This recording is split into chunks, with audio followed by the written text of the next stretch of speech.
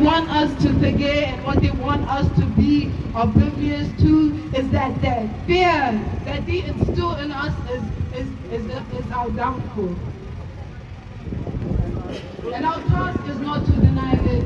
It's okay to feel afraid, but our task is to transform that fear, is to turn it into courage, isolation into unity, and our grief into our collective action.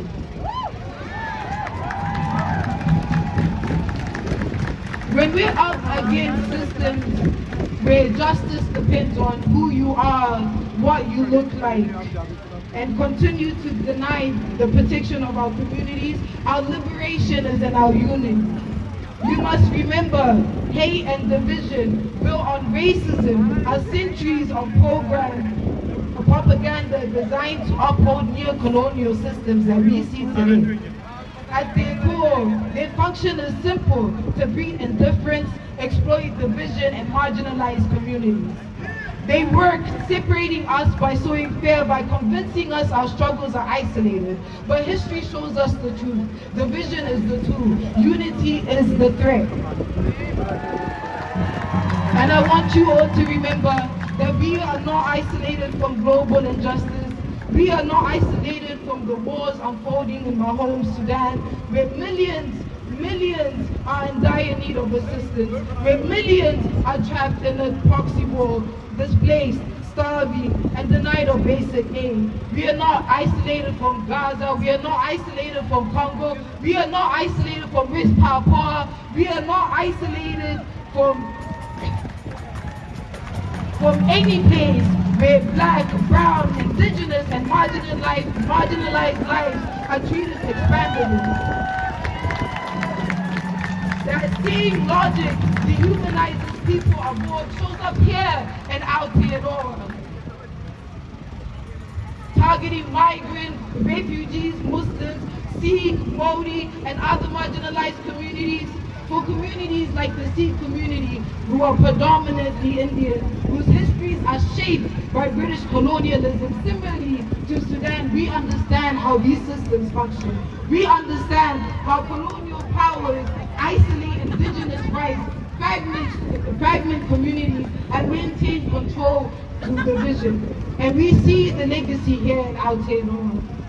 Through settler colonial structures that treat Tetiriti and the rights of Modi as secondary. And that's why Toitu Tetiriti matters. Because Tetiriti teaches us that justice, dignity, and collective responsibility must endure.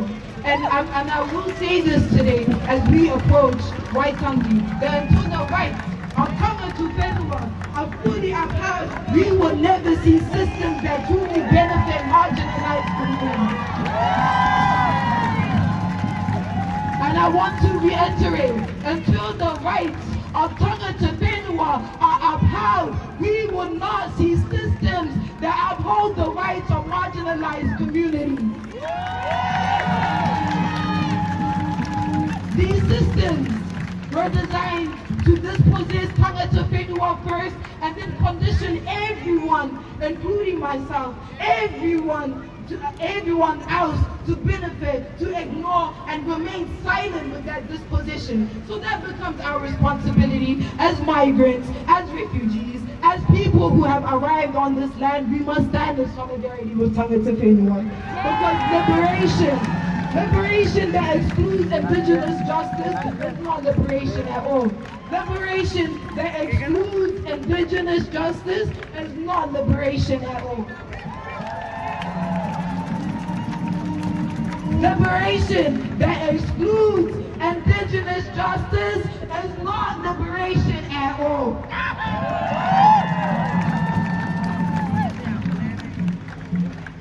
If we are serious about dismantling racism, hate, and exclusion in Aotearoa,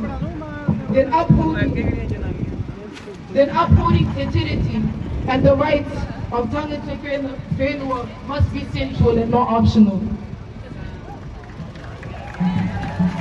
Toitu te aroha, because aroha is not soft. Love is not soft. Love is revolutionary. It demands that we protect one another. It demands that we stand together. It demands that we take care one another. Liberation will never be built in isolation. It will be built through unity, through courage, through love. And that is the future that we must choose together.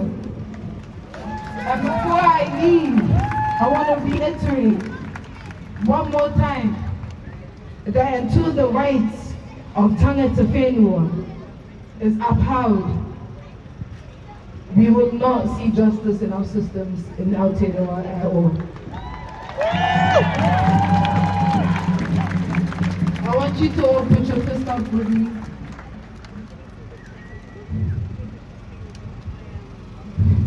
Toi tu te aroha. Toi tu te aroha. Toi tu te tereti. Toi tu te tereti. Down with imperialism. Down with colonialism. Sudan is not for sale. Africa is not for sale. Toi tu te tereti. Toi tu te aroha. Down with imperialism. Down with colonialism. No one is free until we're all free. No one is free until we're all free. Thank you, Father.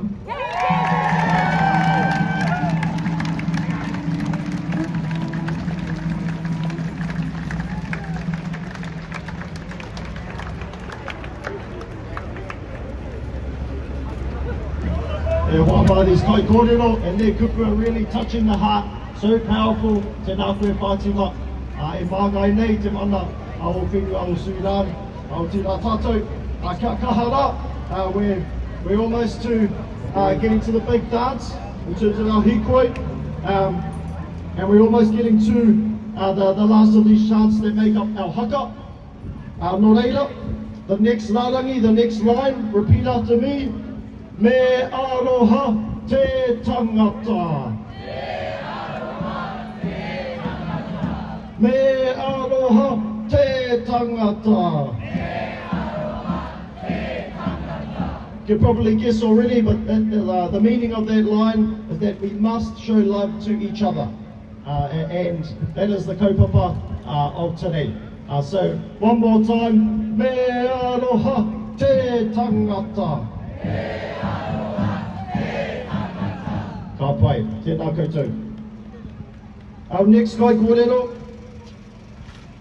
is an artist, creative director and mindfulness guide, a human rights activist, community organizer, but on top of all the reflective and active spirit of human experience. She sings for Awakening, she co-leads the Aotearoa delegation in the global movement to Gaza, and through that she was part of the global Sumud flotilla last year, trying to break the siege on Gaza and open an unconditional humanitarian corridor. She's currently organising for the upcoming flotilla activation towards Gaza, again with a new aim. This is Rana Hamida, and she will share about the global Red Ribbon campaign that we can all stand with. Nō reira, Rana, tēnā, haere mai.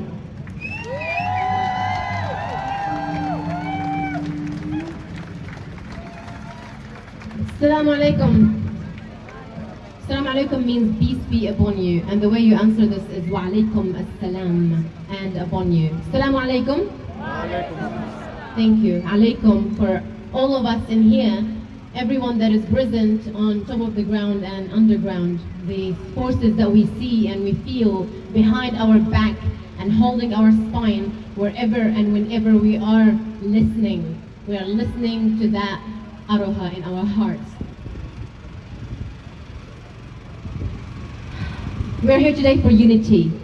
A lot of my colleagues here spoke about unity, so I'm not going to go so much into it because there's a specific thing that we are here calling for your voice, for your action, for your heart to be opened and speaking about those who cannot be here with us and speaking.